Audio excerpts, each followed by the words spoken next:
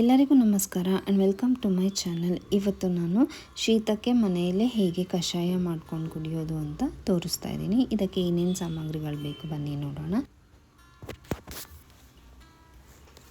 ಮೊದಲಿಗೆ ನಾನಿಲ್ಲಿ ತುಂಬೆ ಗಿಡದ ಎಲೆಗಳು 7ರಿಂದ 8 ತೊಗೊಂಡಿದ್ದೀನಿ. ಬೆಲ್ಲದ ಪುಡಿ, ಹಾಗೆ ಲವಂಗ ಕುಟ್ಟಿಟ್ಕೊಂಡಿದ್ದೀನಿ, ಚಕ್ಕೆ, ಮೆಣಸು ಕುಟ್ಟಿಟ್ಕೊಂಡಿದ್ದೀನಿ, ಶುಂಠಿ ಜಜ್ಜಿಟ್ಕೊಂಡಿದ್ದೀನಿ, ಹಾಗೆ ಸ್ವಲ್ಪ ತುಳಸಿ ಎಲೆಗಳನ್ನು ತೊಗೊಂಡಿದ್ದೀನಿ, ಸಂಬಾರ ಬೀಜ ಕುಟ್ಟಿಟ್ಕೊಂಡಿದ್ದೀನಿ, ಹಾಗೆ ಜೀರಿಗೆಯನ್ನು ತೊಗೊಂಡಿದ್ದೀನಿ. ಇಷ್ಟು ಪದಾರ್ಥಗಳು ಕಷಾಯ ಮಾಡಲಿಕ್ಕೆ ಬೇಕು.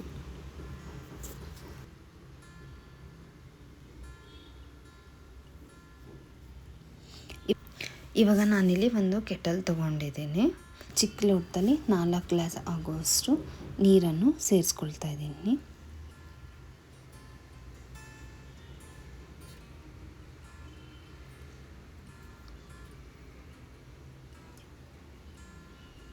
ನೀರು ಸ್ವಲ್ಪ ಬಿಸಿ ಆದಮೇಲೆ ನಾವು ಏನೇನು ಸಾಮಗ್ರಿಗಳು ಇಟ್ಕೊಂಡಿದ್ವಿ ಎಲ್ಲವನ್ನು ಸೇರಿಸ್ಕೊಳ್ತೀವಿ.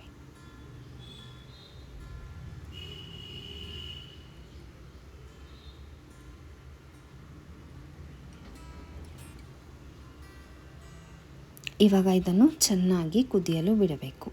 4 ಗ್ಲಾಸ್ ನೀರು ಹಾಕಿದ್ದೀವಿ, ಅದು 2 ಗ್ಲಾಸ್ ಆಗುವಷ್ಟು ಚೆನ್ನಾಗಿ ಕುದಿಬೇಕು. ನೋಡಿ, ಇದು ಸ್ಟಾರ್ಟಿಂಗ್ ನಿಮಗೆ ಶೀತದ ಸಿಂಪ್ಟಮ್ಸ್ ಬಂದಾಗಲೇ ಈ ರೀತಿ ಮಾಡಿ ಕುಡಿಯೋದ್ರಿಂದ ಬೇಗ ಶೀತ ಕಮ್ಮಿ ಆಗುತ್ತೆ. ಈ ಕಷಾಯ ಕುಡಿದು 1ರಿಂದ 2 ದಿನ ಅಷ್ಟರಲ್ಲಿ ನಿಮಗೆ ಶೀತ ಕಮ್ಮಿ ಆಗುತ್ತೆ. ಹಾಗೆ ಈ ಕಷಾಯ ಕುಡಿಯೋದ್ರಿಂದ ನಿಮಗೆ ಗಂಟಲಲ್ಲಿ ಇರಿಟೇಷನ್ ಅನ್ನೋದು ಏನಿರುತ್ತೆ ಅದು ಬೇಗ ಕಮ್ಮಿ ಆಗುತ್ತೆ. ಇದು ನೀವು ಡೈಲಿ 2 ಗ್ಲಾಸ್ ಆಗುವಷ್ಟು ಕಷಾಯ ಕುಡಿಬೋದು. ನೋಡಿ ಇವಾಗ ಎಷ್ಟು ಚೆನ್ನಾಗಿ ಕುದೀತಾ ಇದೆ.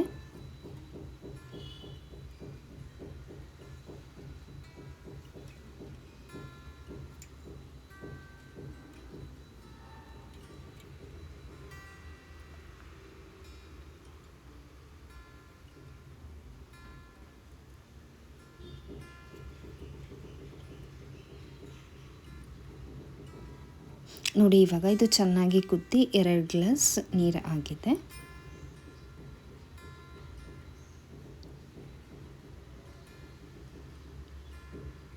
ಇವಾಗ ಇದನ್ನು ನಾನು ಸೋಸಿ ಇಟ್ಕೊಳ್ತೇನೆ.